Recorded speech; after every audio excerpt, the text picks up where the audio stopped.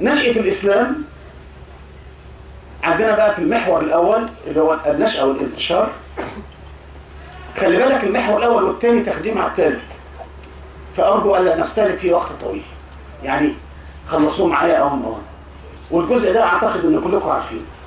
محدش عارف، مش عارف تاريخ الإسلامي ولا السيرة، ده يبقى تعبان قوي، ده جاي هنا غلط. الإسلام نشأ في جزيرة العرب. لماذا جزيرة العرب؟ نعم؟ بعيد عن الحضارات مش الخلافات. جزيرة العرب المنطقة التي لا حضارة لها، لأنه شمال جزيرة العرب كان في الشرق حضارة فرس، الحضارة الفارسية، وفي ظهر الحضارة الفارسية حضارة كونفوشيوسية وزرادشتية اللي هي حضارات شرق آسيا. كانت بتبدأ من أول الحضارة الفارسية ثم حضارة الهند وحضارة الصين وهكذا. والغرب من أول شرق المتوسط كان فيه حضارة رومانية، وكان قبلها حضارة يونانية، وقبلها حضارة فينيقية، وكان في جزء من الحضارة الفرعونية، وفي حضارة هيليسينية. ففي حضارات في الشمال شرق وغرب. ده شمال الجزيرة العربية شرقا وغربا. طب جنوب الجزيرة العربية كان فيه ايه؟ كان فيه حضارة اليمن وحضارة الحبشة، ولو عديت البحر الأحمر هتلاقي حضارة الفراعنة. فالمنطقة دي منطقة محاصرة بالحضارات الأخرى دون أن تكون شريكا فيها. متفقين؟ أنها منطقة محاصرة بحضارات عقلية إنتاج بشري، لكنها لم تشارك فيها. فهي تعتبر الأرض الوحيدة في هذه المنطقة بكر من الحضارات، فيهاش تشويش حضاري، غير مشوشة أي تشويش حضاري. الكلام ده هيلزمنا بعدين. ولذلك قالوا إنما يعلمه بشر. صح؟ القرآن قال إيه؟ لسان الذي يلحدون إليه أعجمي وهذا لسان عربي مبين. ما ينفعش. لا هو منهم ولا بيعرف لغته ولا هم بيعرفوا عربي. حضارة بكر نقاء اسمها الفطرة النقية والحضارة البكرية. الفطرة النقية والحضارة البكرية بيعبدوا ربنا بالفطرة ويعيشون في منطقة بكر حضارة، أول حضارة اللي جاية لهم دي. ولذلك هم في باب في السيرة اسمه لماذا اختار هذه المنطقة ليجعل فيها رسالته الخاتمة، لأنها أنقى فطرة وأبكر حضارة. واضحة؟ سهلة المعلومة دي؟ مهمة جدا، مهمة للغاية، لأن المشوش فكريا صعب يبقى نقي التصور. مظبوط ولا لا؟ المشوش صعب يبقى نقي لأنه مشوش أصلا. ولو الأرض دي أرض حضارات يبقى اللي جاي تفاعل مع حضارة وليس إنتاج حضارة نقية. إحنا حضارة بيور، الباقي أخلاط حضارات. زي ما إحنا لما نقول مصر حضارة 7000 سنة، إحنا مش حاجة واحدة. إحنا فراعنة على رومان على يونان على قبطية على إسلامية على حاجات كتير جدا. وذلك إحنا بنعتبر أم الدنيا، أم الحضارات.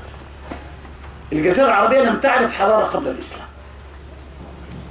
وحدها الإسلام هي منتج حضارة جديدة اسمها الحضارة العربية الإسلامية. احنا أنشأنا حضارة جديدة للعالم. واضحة؟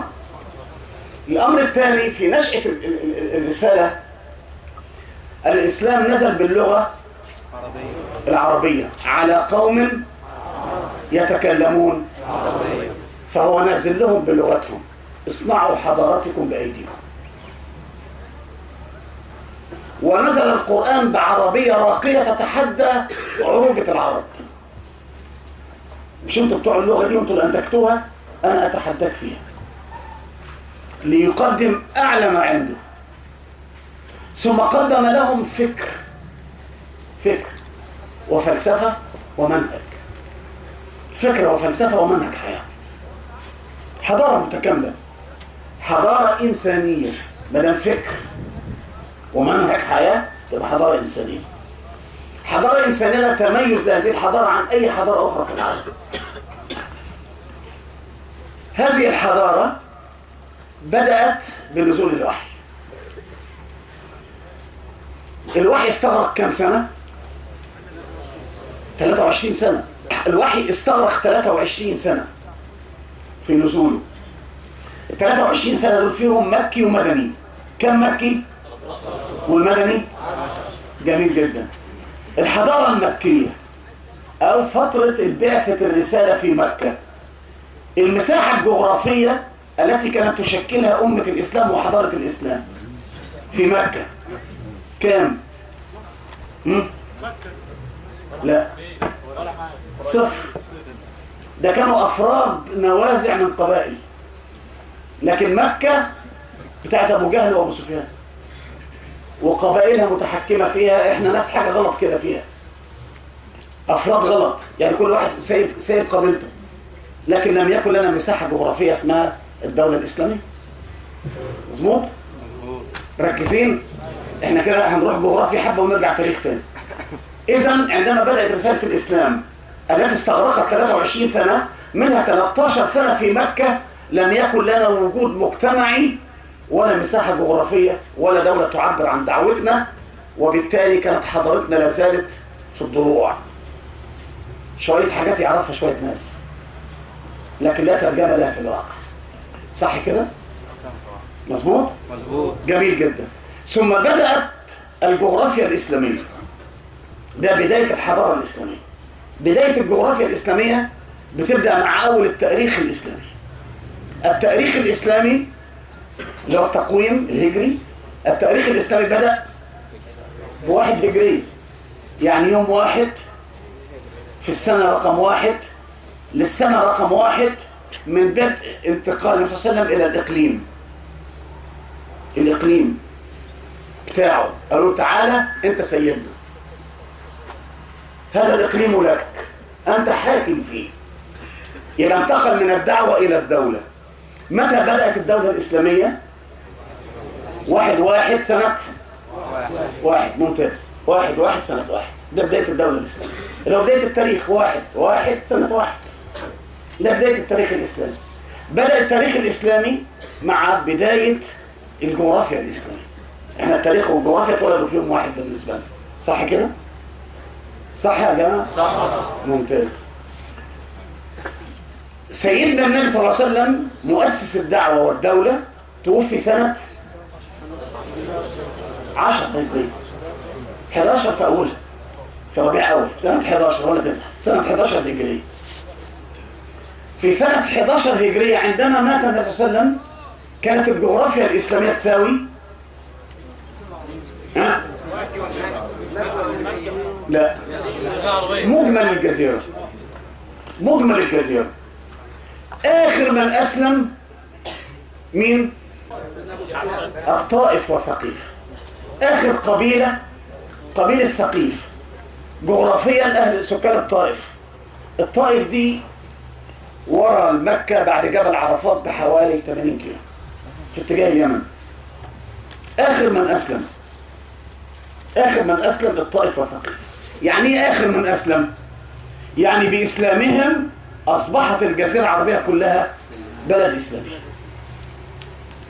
يبقى دولة الإسلام في شبه الجزيرة العربية بكاملها بدأت وانتشرت خلال كم؟ 10 سنوات. ثم جاء أبو بكر لمدة 2 وبدأ في عهده. في سيدنا أبو بكر بدأ حروب المرتدين اللي هو تثبيت دعائم الجزيرة العربية، 11 جيش. جاء بعد كده عصر الفتوح الإسلامية في زمن سيدنا خالد بن الوليد، في زمن سيدنا عمر. سيدنا عمر حكم كم سنة؟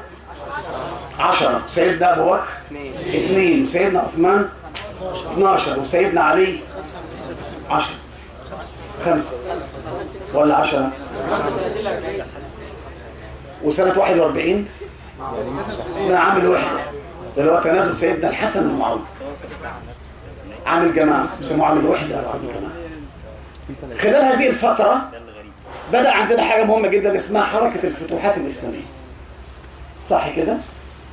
في زمن سيدنا عثمان، زمن سيدنا عمر فتحت اليابسة. أي أرض يعرفوها مشوا فيها. وفي زمن سيدنا عثمان ركبوا البحر، اللي هو أول أسطول في تاريخ الإسلام. يبقى على بدايات سيدنا عمر كان المسلمون يفتحون البحر والبر.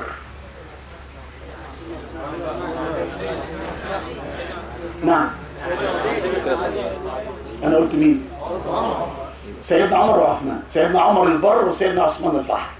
يعني دخلنا البحر المتوسط وتجاوزنا الحدود دي في زمن سيدنا عثمان.